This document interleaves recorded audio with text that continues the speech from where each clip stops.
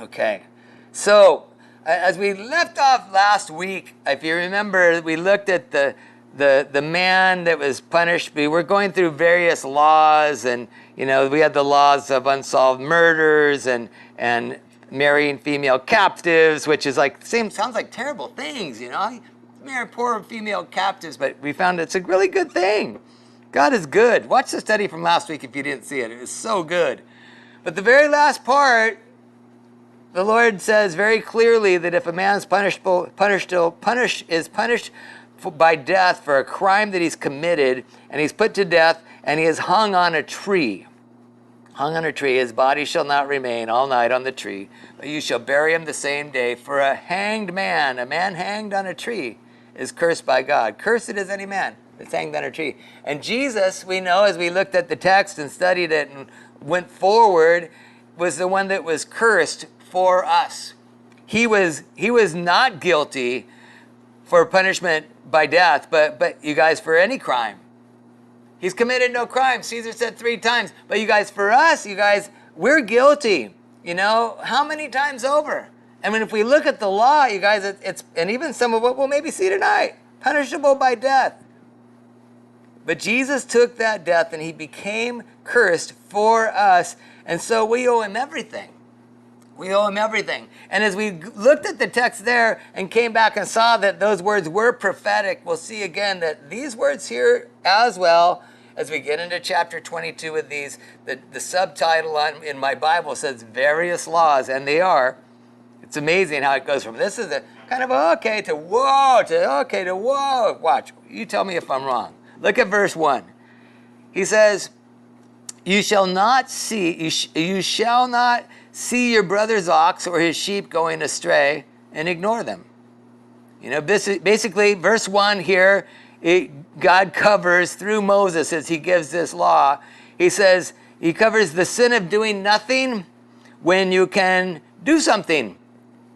You can do something. You see something happening here. You see your brother's ox, his sheep is going astray, and he says you don't ignore them. But he says, what do? You shall take them back to your brother. And if he does not live near you, and you do not know who he is, you shall bring it home to your house, and it shall stay with you until your brother seeks it. Then you shall restore it to him. So your brother's ox is wandering, their sheep going astray, and it's not like, whoa, yeah, score, the old ox needs a pal, a buddy, and we'll plow double the fields if we've got 2 oxes rather than 1, and or their donkey or their sheep. This is great, our stock is growing, and no, that's not it. God says no. You give it back. You take it back. It isn't, this is not you score, but this is you actually sacrifice. If he doesn't live near you, you don't know who he is. You've got this ox that wanders into your field, and you bring it home to your house, and it shall stay with you until your brother seeks it, and you restore it to him. So what happens until then? You just let it go hungry? No, now you got to feed this ox. Now you got to take care of something that is somebody else's. And why is that? Well, we'll see. Look at it. It goes on from there. He says, it shall stay with you until your brother seeks him. Then you shall restore it to him. And so what's going on is God is saying yes to what's known by the world. The world knows it even. Do unto others as you'd have them do unto you, right? The golden rule, right? The golden rule. But he's not just saying yes to the golden rule, but he's saying no to finders, keepers, losers, weepers, which is, kind of the theme and the mantra of the world.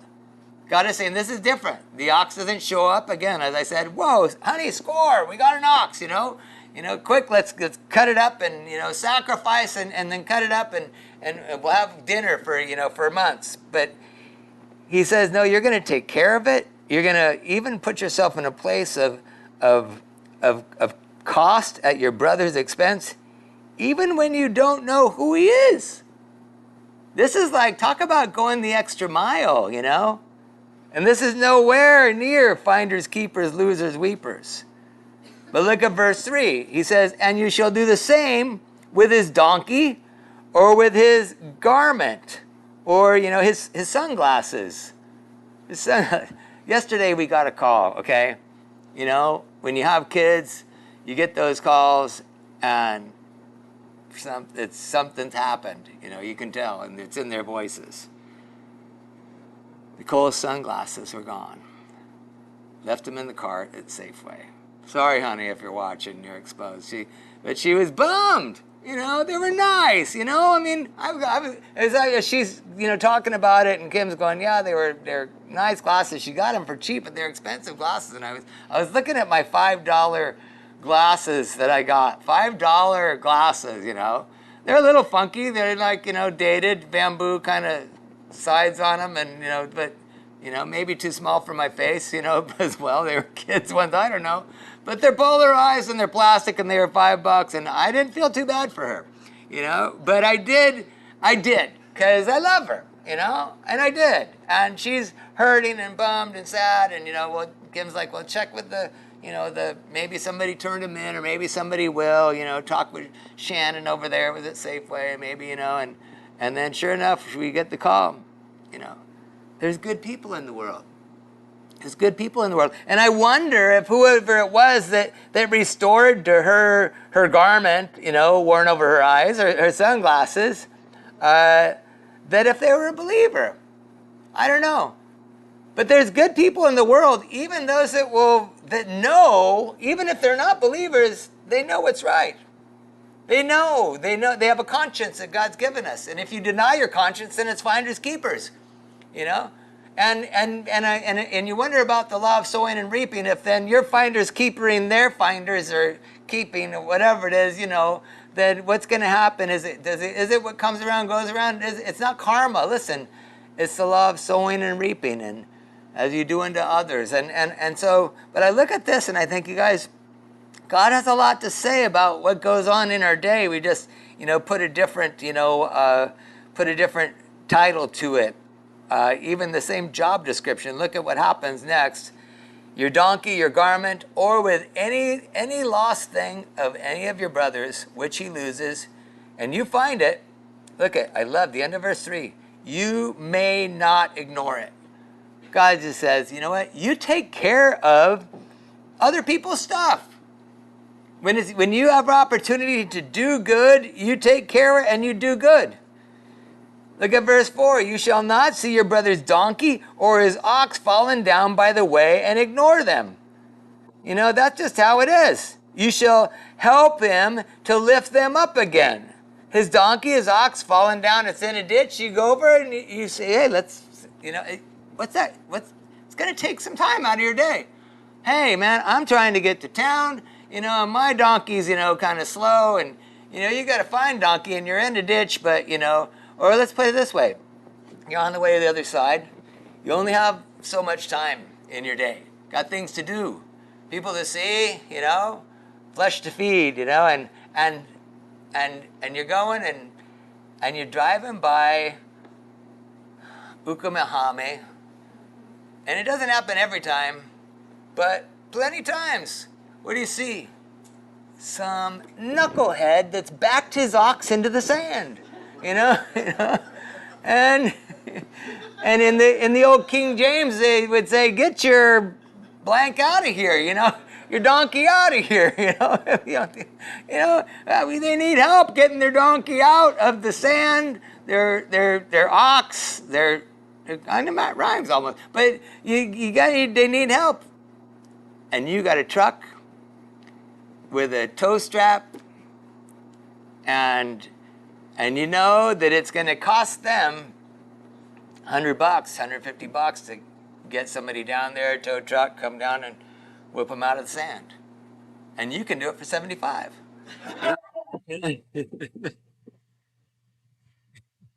I have never received money. I did receive a sandwich one time,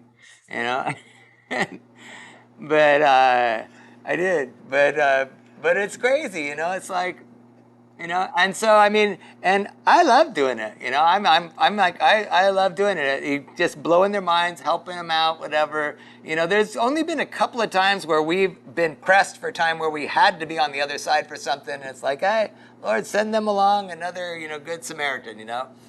Because they're out there. They're handing in sunglasses at Safeway. They probably got a toe strap in their car too. But yeah, I like doing it. I mean, one time we pulled up, there's a guy.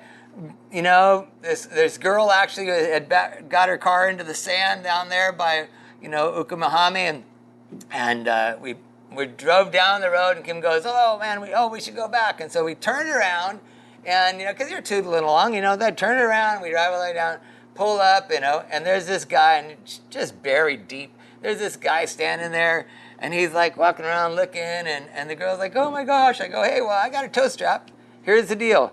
I go, and I look at the dude, and I go, if he wasn't there, I'd do it, but I just say, you got a dude? Hey, dude, you climb underneath the car, you tie this strap onto the safest place you think you can, that it's going to be okay, and then I'll take a look and kind of make sure we're good, I think, but you do that, and then I'll pull you out, and you do what I say, we'll pull you out.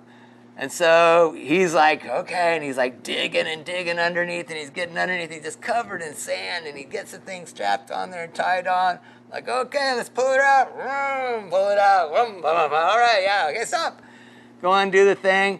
And I undo the strap, and I go, all right, there you go. And he goes, thanks a lot. And the girl goes, thank you so much. Both of you, thank you so much. And the guy walks off. He wasn't with her. He was just there trying to help her, see what he could do. And then I'm telling him, you climb under the car, you strap the thing on. But together, we got it done. And, and she got her ox out of the sand. But God's saying, that's what you do.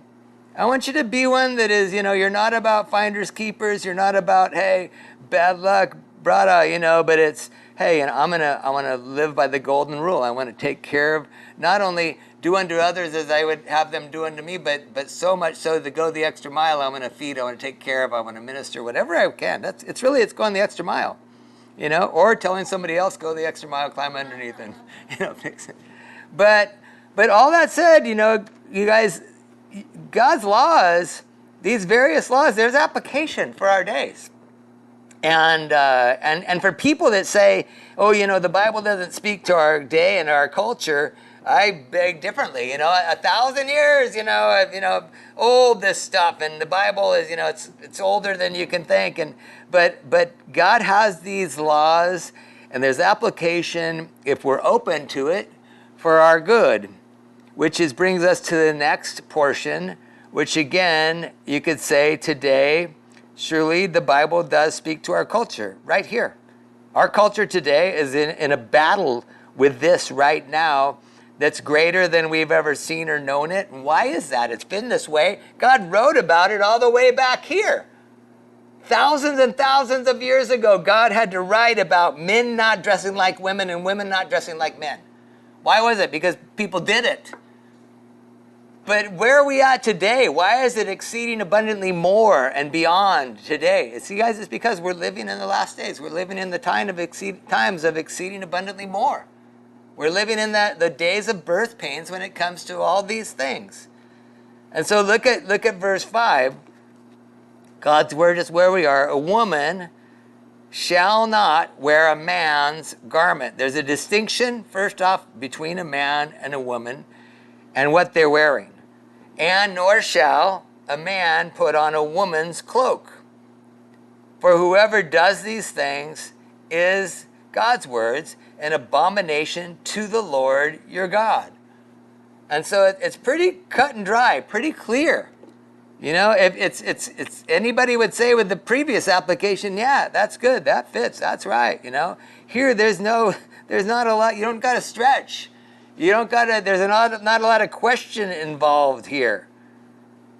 The thought comes, well, is this still pertinent to today? How did a woman dress and how did a man dress? A woman shall not wear a man's garment, nor shall a man put on a woman's garment.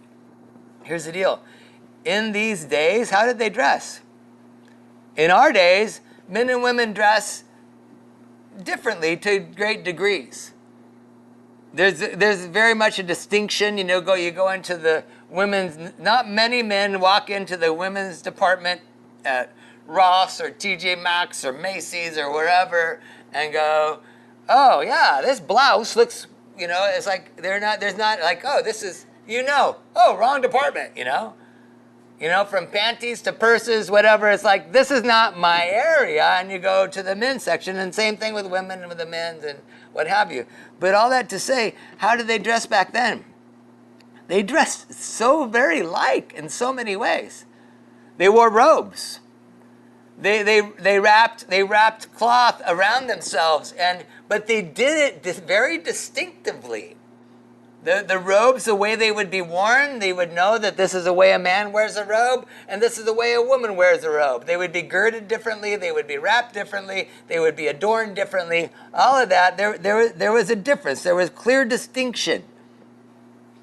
And so the question comes today, in some places, and some churches even, and Christians, and I believe probably saved. I wouldn't doubt their salvation, but they've taken this law to the degree where a woman shall not wear a man's garment. You know what? Women can't wear pants. Women can't wear pants. And some women in those churches, they don't. They wear dresses only, exclusively. And men can't wear kilts. Which I'm fine with, very fine. In fact, I think if I came home with a kilt, Kim would kilt me, probably. No, I don't think so, But here's the thing, can women wear pants? Yeah, they can. Because it's not about the article, because here, if men can wear pants, couldn't women wear pants? If men could wear a cloak and a woman wore a cloak, and women wear a robe and men wear a robe, but they adorn them and they fit differently the way they would. So it was clear there is who they were was a man or they were a woman. There was clarity there. And same thing with pants, right? And so I'm fine with that, women wearing pants. But I kind of got to wonder, what did you do? This is you could say it's a generational thing. What do you do with skinny jeans for men? Personally, I like my wife in skinny jeans. I love her in jeans. It's like, it's cute. Me?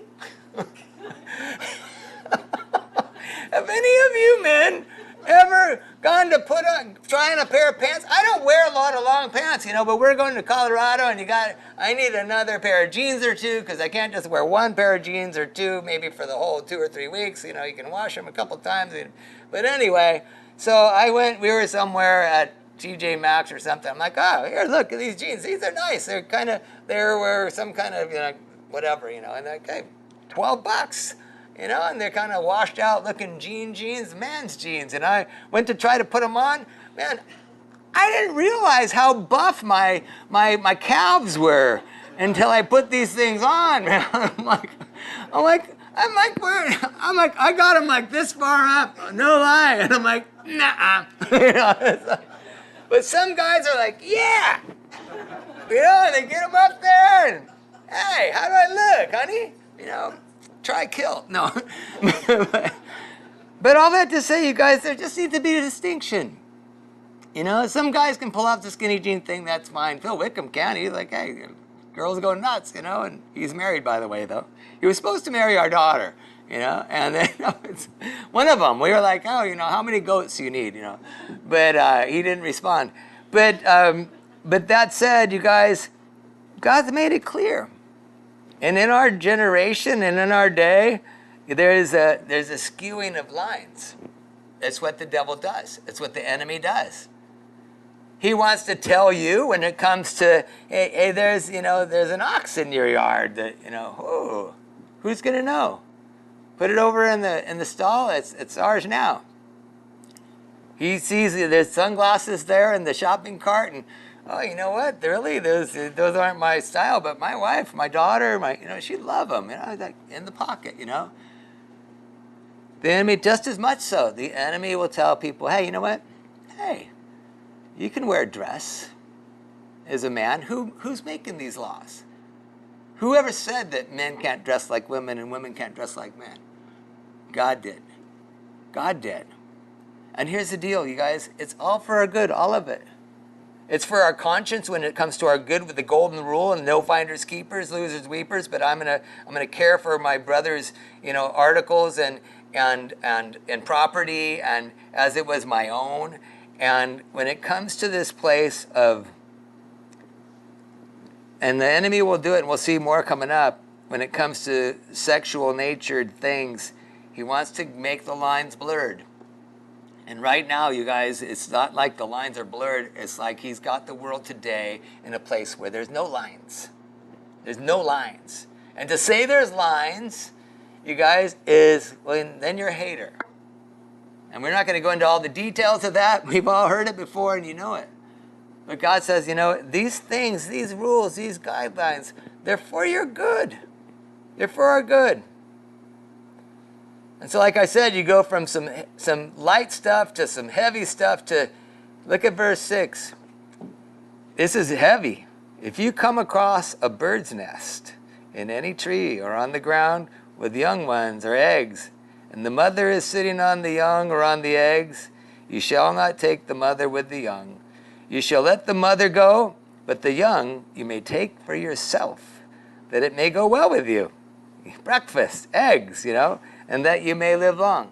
And so again, it's like, you think, the one in our society today, verse 5, man, you could start a fire with that, and in our society today.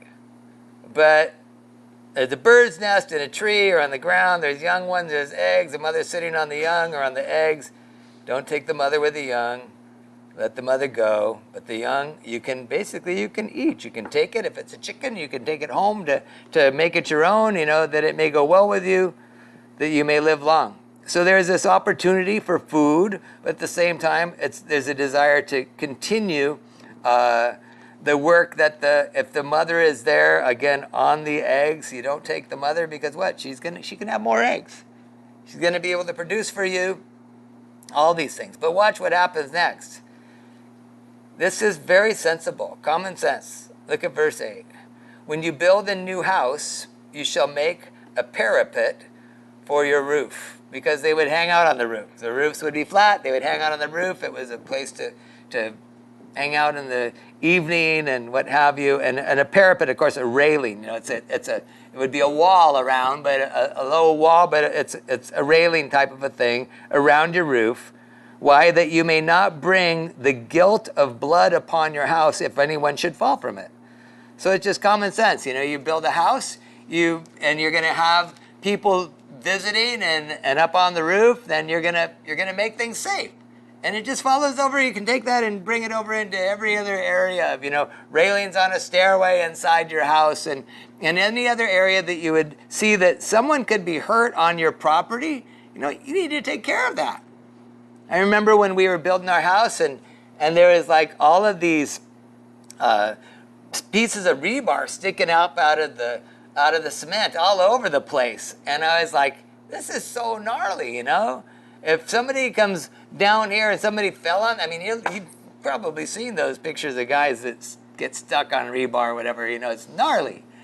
And so it's like, hey, I went and I bought a bunch of tennis balls and stuck tennis balls on the tops of all of them, It's like, oh, here you go. And one of the contractors that was there, or the assistant guys was like laughing at me. What are you doing? Hey, And he goes, the only people around here are us guys that are used to this, and none of us falling on your rebar, And I go, well, I own the home, and I didn't even read the text. I just knew, hey, this seems safe. Let's do this. The next day, in the news was a guy in Honolulu that fell on a piece of rebar, and it went through his chest and out the back, missed his heart and vital organs, and they didn't want to remove it. Did you guys remember this? This is 22 years ago. And so they cut it off, and they took him to the hospital standing in a van with a piece of rebar through him and guys holding him up because they took him to the hospital to remove it.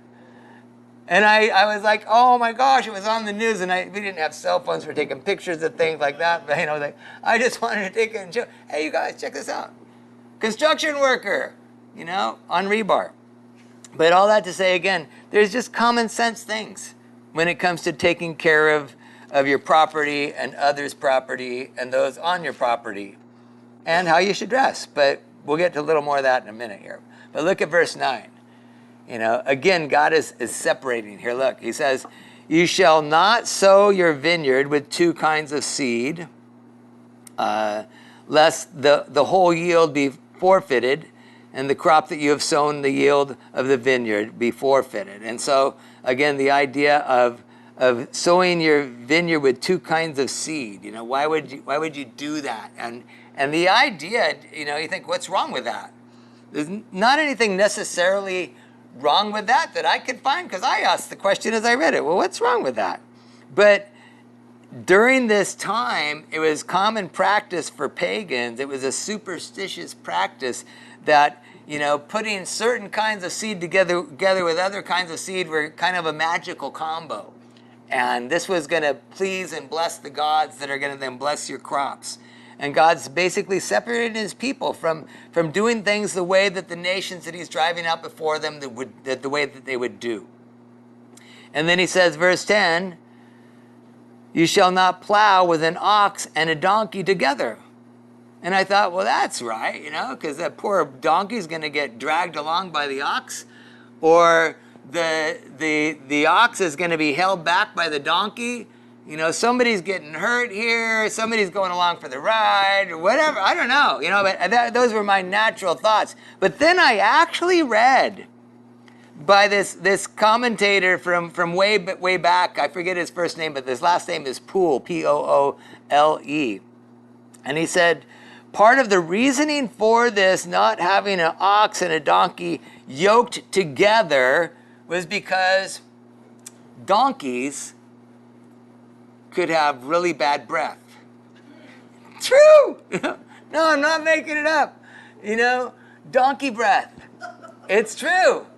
And because donkeys would eat all kinds of weeds and poisonous stuff that would be poisonous to an ox, but I guess donkeys have, kind of ironclad stomach, whatever, they chew and they eat on whatever, and they could have really, really bad breath that would be off-putting to the oxen. I don't know. Look it up. Poole, Poole. And like I said, this is one of those places that, you tend to just want to throw a Pastor Chuck comment out there like, and I don't really know what this means.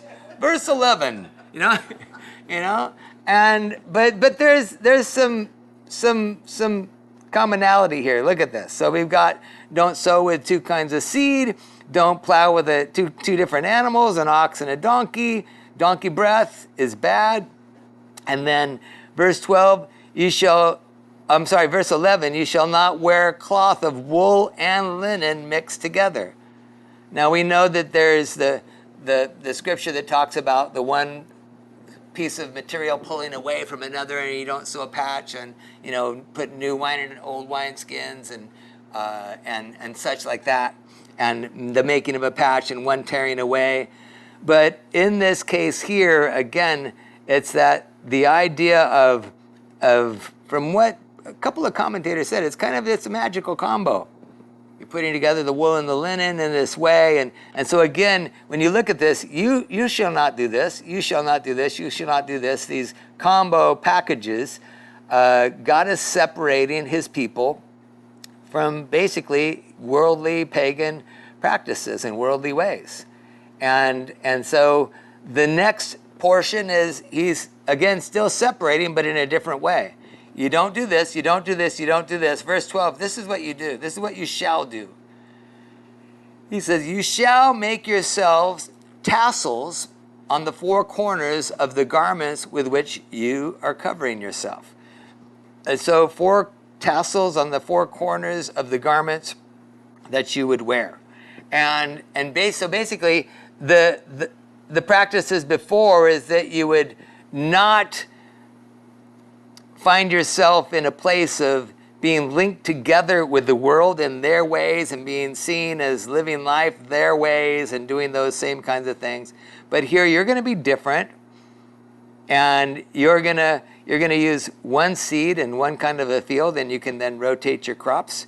You're going to plow with an ox and not with a donkey, but a donkey would have its own area of work and labor that would not be fitting for an ox, and you're going to put them in their categories of labor, and donkey breath is a whole nother thing you're going to have to talk about. But then there's the wool and the linen, and we see in the garments that are given to the priests that they would be linen, and the wool is not their part, and so, but all of this for the distinguishing of Israel. If you remember, God said, turn back, if you got your Bibles there open, turn back to Numbers chapter 15. Numbers 15, because God distinguished Israel with tassels on their garments as not just because they were cool, but it was a reminder. Look at chapter 15, verse 37. Verse 37, the Lord said to Moses, speak to the people of Israel and tell them, here it is, to make tassels on the corners of their garments throughout all of their generations, to put a cord of blue on the tassel of each corner, and it shall be a tassel for you to look at, listen, to remember all the commandments of the Lord. You guys, again, the tassels weren't just there, oh, hey, look at my cool tassels, but they were reminders of the law. Here, what part? Well, there was a law that you would put tassels there. Well, why was that important? Because of the law to put tassels on your garment was that when you would look at them, you would remember the law in its whole. And so look at this. He says, I want you to put tassels there to remember the commandments of the Lord, to do them, and to not follow after your own heart and your own eyes, which you are inclined to whore after. That's rad. God's saying, these things are there as a reminder for you that you are mine, that you are holy, and you're not to be like the world, not just looking wherever you will, wandering wherever your heart desires. And he says, verse 40, look, so you shall remember and do all my commandments, and you shall be holy to the Lord your God. Again, the tassels were a part of the reminder. And so look what he says next. He says, why is that important? For I am the Lord your God, who brought you out of the land of Egypt to be your God, and I am the Lord your God. And so again, all these things, reminders, you guys, for us in our lives are needed. There's all different ways and things that we have to remind us, that I belong to God and I am not my own. But the problem is that when it comes to the law of God and the hearts of men, you guys, God has to be at the heart of his law, or the hearts of those men that are trying to follow the law can wander really quickly. They will follow after their own heart even as they're looking into the law. Because the tassels don't make me any better because I have them, but they're to be a reminder. And so turn to Matthew chapter 23. Because Jesus addresses this, and it's interesting. Matthew 23, verse 1, Jesus said to the crowds and to his disciples that were there, and he's pointing out these guys, the scribes and the Pharisees that are there as he does. And he says, these scribes, these Pharisees, they sit on Moses' seat. So this is important. Moses, good. Scribes and Pharisees, not so much. But they sit on Moses' seat. And he says, so do and observe whatever they tell you, but not the works that they do. In other words, don't do as they say, but not as they do. Here it is, look, for they preach, but do not practice. They tie up heavy burdens, hard to bear. They lay them on people's shoulders, but they themselves are not willing to move them with a finger. The whole idea of not lift a finger. And he says, here it is, they do all their deeds to be seen by others, for they make their phylacteries broad. Remember the boxes that they would wear on their foreheads and on their wrists that would have the scripture in them? They made big old ones so that people would see them on their head. Whoa, this guy's heavy, literally, with the law. But look, they make their phylacteries broad, and what? And their tassels long, their fringes, the tassels long. You guys, and so basically God says, you guys, these guys had missed it. They were all dressed up, but going nowhere. And God sees the heart, and at the same time, they'd missed the idea of what the fringes were for. God, and here's it. Well, you know, how are they to know? God told them right here in His law, the law that they should have on their foreheads, and that understanding. He says, these tassels are for you to look at and remember all the commandments of the Lord, that you'll do what God has said, not follow after your own heart and your own eyes, and the warning which you're inclined to do and whore after. Guys, God uses some pretty strong language there. And when it comes to the stuff of the world and the deeds of the flesh that lift me up, you know, where I want people to see me in that. And so turning back to our text, you know, it's for good reason that Moses recounts as they're preparing to go into the promised land, you know, that this is something that you're to do. Make yourself these tassels on the four corners of the garment with which you cover yourself. Why didn't he said? And reference to Numbers 15, 37 through 41, because they knew. It's recent enough. They knew what the tassels were for. They knew the tassels were for a reminder. And so going on from there, when you get into the land, because they're going in there to take the land, he says, if any man takes a wife and goes into her and then hates her, and so he takes a wife and he has sex with her. That's what he's talking about. He consummates the marriage and then he hates her. And he accuses her of misconduct and brings a bad name upon her. You guys, basically the misconduct is he's accusing her after having sex with her, that the misconduct, as we'll see as we get into this, is that she's not a virgin. She's not a virgin. And so real quickly, first off, you know, just a thought with this, you guys, who cares? The world today, the enemy today, who cares if she's not a virgin? Who cares? You guys, Israel, listen, Israel, as with God, was concerned with the value of virginity. It was important to them because it was important to God. They were different. They were separated from the Canaanites and the Amorites and all these godless, sex-filled nations around them. They were called to be different, and they knew it. And God outlined it in his law as well. But here it makes total sense when you think about it, that the devil's lie to the world is, when it comes to sexual nature and immorality, the devil's lie to the world is, who cares? The devil's lie to the world is, you know, virginity? There's no value. But God says, hey, there's value. There's value here. And so he made laws concerning it.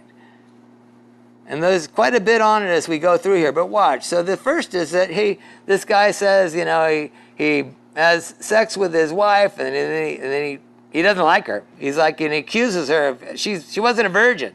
And he brings a bad name upon her, saying, look, I took this woman, and when I came near her, I did not find in her evidence of virginity.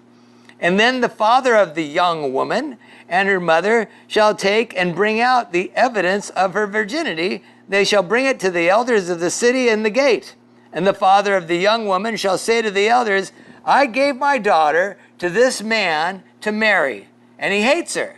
And behold, he's accused her of misconduct, of sin, that she wasn't a virgin, saying, I did not find in your daughter evidence of virginity. Yet, this is the evidence of my daughter's virginity. And what's the evidence? How do you prove evidence of your daughter's virginity? I mean, if people, the question, it's a fair question. And so there would be a cloak. This is the evidence of my daughter's virginity. And they shall spread the cloak before the elders of the city.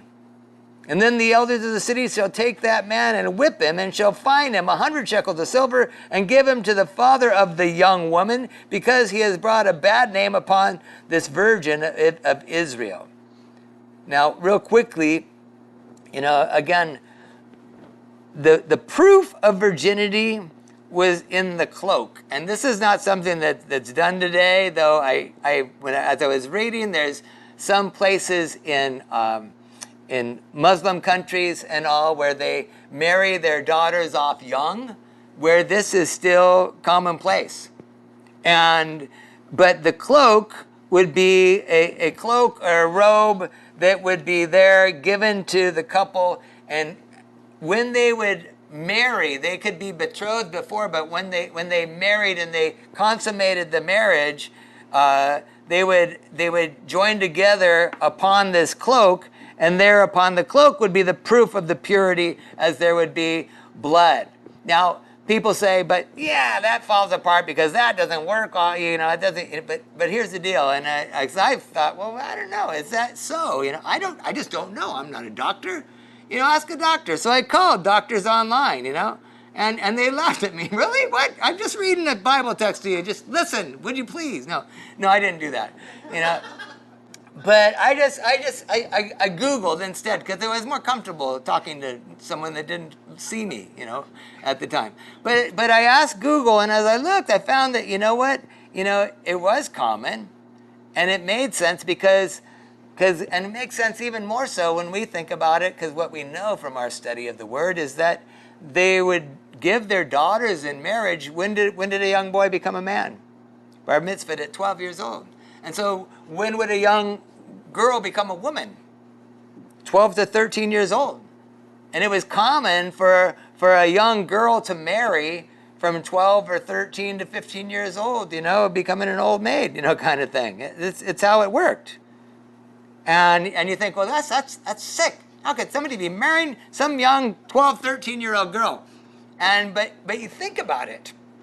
Think about it. Because I have to think about these things as I'm studying, because I know the question's going through your minds, and so I try to answer, like I told Malala today on the phone, like, you answer this one, dude.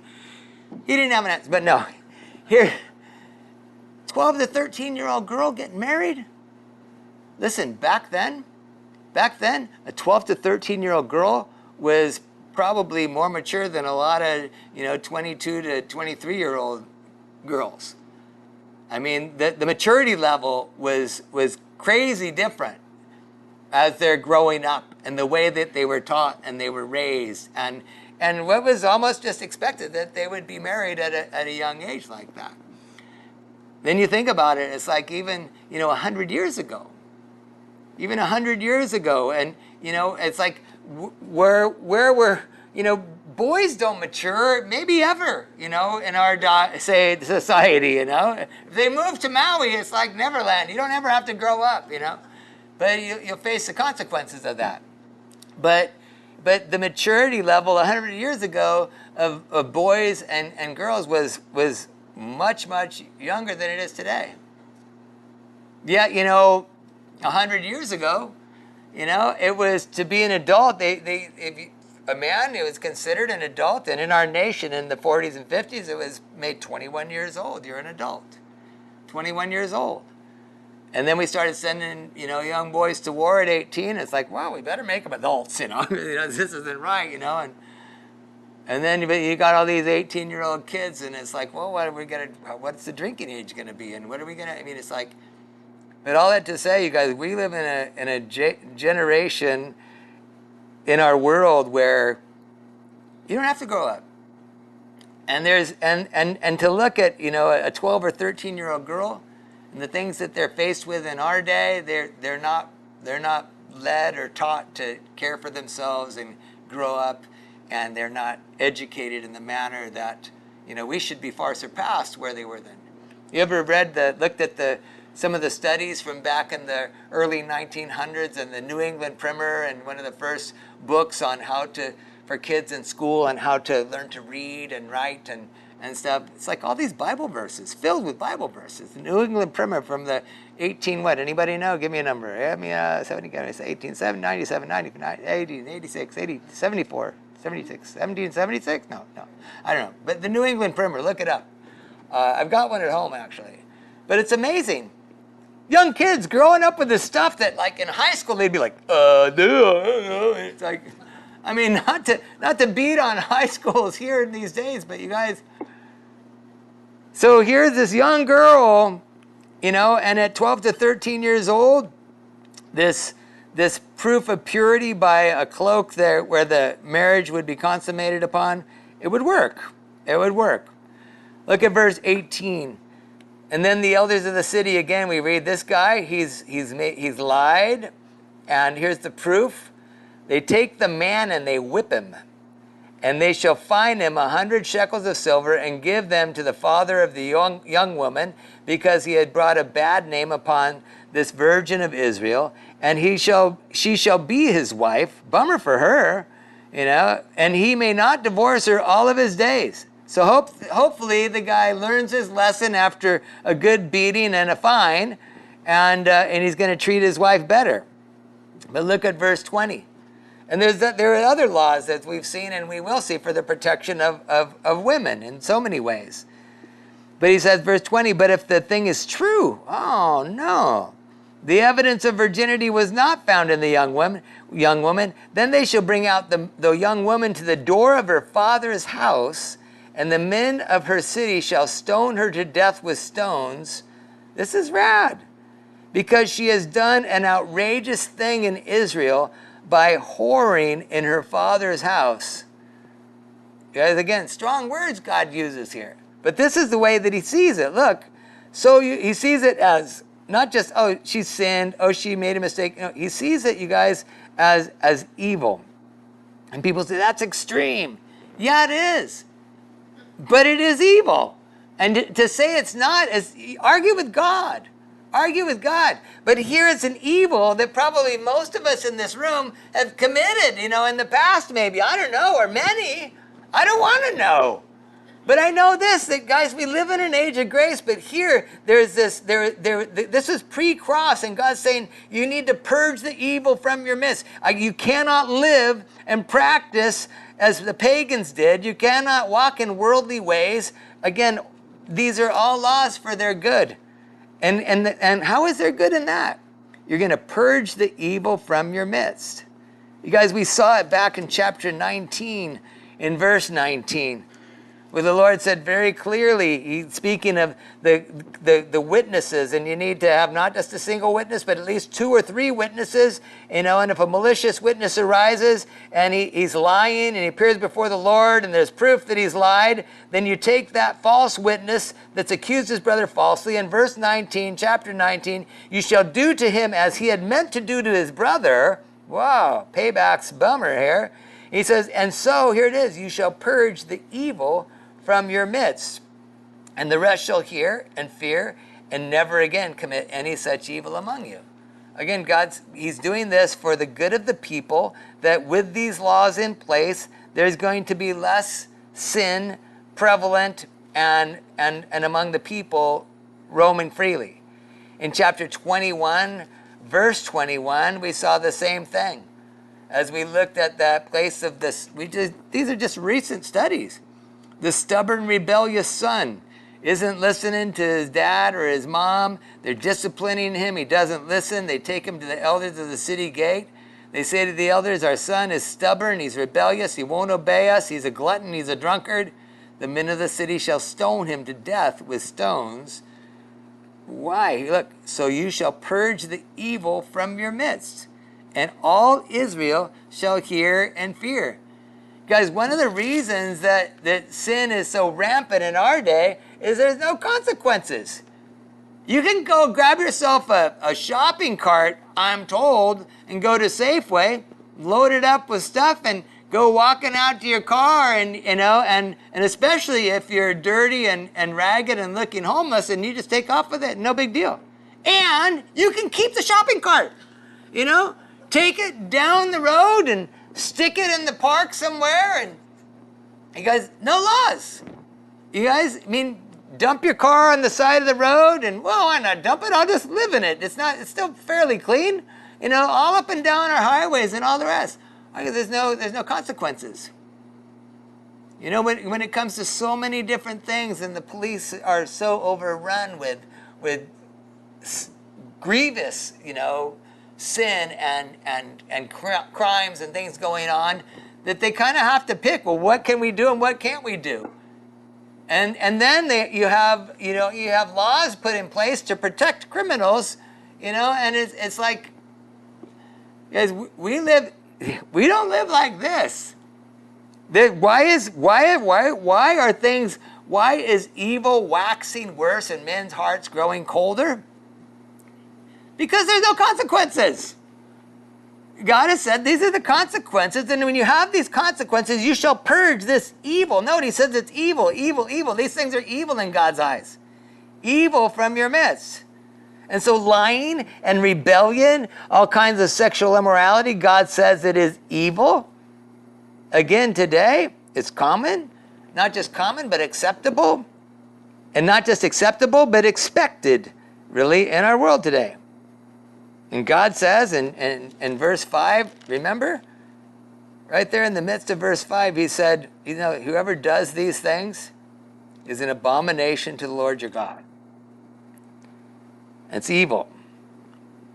Again, these days you say evil? Well, no, it's not evil. We call it good. I mean, we are living in the generation that is out and out,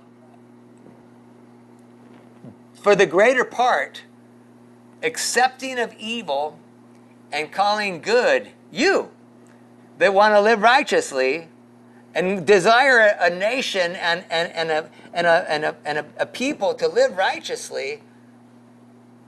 Righteousness perpetuated here in Hawaii and all the rest. Listen, evil is on the rise, and we're in a place that's quite a place like no other in the history of the world, where you guys, we need God, we need Jesus. The only answer is his return. And it's going to happen soon. Watch the happening now thing. You'll see how it's happening probably soon if you watch that. But all that to say, you guys, purging the evil is God's plan. Look at verse 23. We're going to fly through here quick. But if there is a betrothed virgin, okay, right there, betrothed virgin. What is that? Is that ding, ding, ding, ding, ding, ding, ding? Anybody? What is that? You put a name to it. Who's the most famous betrothed virgin in the world? Mary. She was betrothed. The marriage had not been consummated between her and Joseph, but they were by all means legally married, betrothed. And so here's this betrothed, legally married woman, and a man meets her in the city, and he lies with her. Then you shall bring them both out to the gate of that city, and you shall stone them to death with stones. The young woman, because she did not cry for help, though she was in the city, and the man, because he violated his neighbor's wife. Note, wife. She's betrothed. She was only betrothed. They were engaged. No, God says she was his wife. For Mary, betrothed to Joseph, she was his wife. And so his place was in putting her away publicly. He could have had her stoned, but he showed grace there. And then, of course, as the angel ministered to him all the more. And he says, so here it is. What's going to happen? So you shall purge the evil from your midst. Again, God is making a definition between righteousness and evil. But verse 25, if in the open country a man meets a young woman who is betrothed, and the man seizes her and lies with her, so he seized her now. This is rape. He lies with her. Then only the man who lays with her shall die. And so the man dies because it's rape. They're out in the country. She can scream, but she's not even going to be heard. But you do nothing to the young woman, again, for she has committed no offense punishable by death. For this case is like, here it is, again, like that of a man attacking and murdering his neighbor. Because he met her in the open country, and though the betrothed young woman cried out for help, there was no one to rescue her. So she's not guilty, and he dies. Rape, death penalty. I heard a guy, in a conversation with some folks about abortion, and saying, well, what if it's because of, the gal goes, what if the gal is raped? Shouldn't she have the opportunity to then abort the child if it's through a rape? And he said, well, tell me this. Do you agree? He goes, what do you think should happen to the man? And she goes, well, if it's a rapist, then he should be punished. He should go to jail. And the guy said, well, I think if it's a rapist, he should be killed or castrated. And she goes, well, that's extreme.